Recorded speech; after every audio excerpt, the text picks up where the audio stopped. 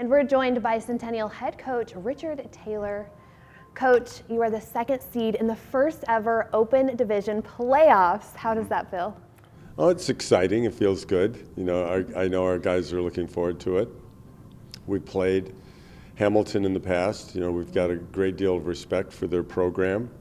And we know their athletic director, Brett Palmer, real well. He was our former athletic director. I think it's going to be a real exciting game. You guys took on the #1 team in the nation, were able to host them earlier in the year. 71-21 loss does not quite represent what your team learns, though, when you play a team of that caliber. What do you think your team learned in that game that you guys can take into playing every game the rest of this year against top-notch opponents?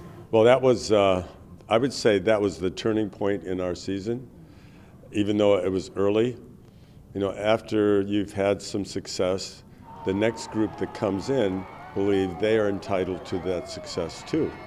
And it doesn't work that way. You've got to work for it, you've got to earn it. And Mater Dei, being the #1 team in the country, showed us that there were a lot of things that we needed to work on, and we went about working on those things.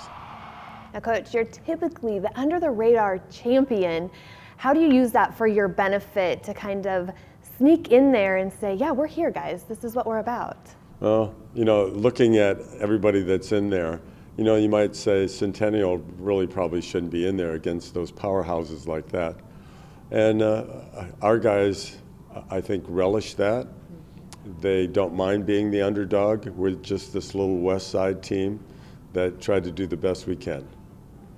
You guys shut out your region, average score of about 50-0 in your final 5 games of the year.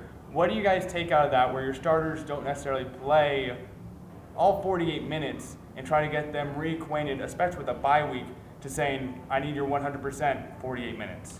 Well, we've been conditioning hard, and we're kind of used to that happening, and that somewhere down the road you're going to need to be in great condition, because we're going to have guys that are going to play both ways and on kickoff team the whole game. So they know they have to be ready.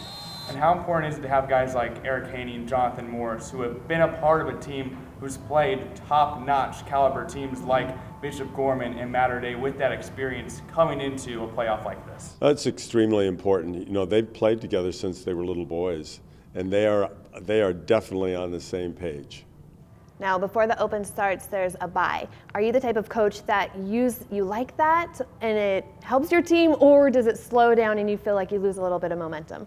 If I had my way, I would just go ahead and play this week. But that is not the format.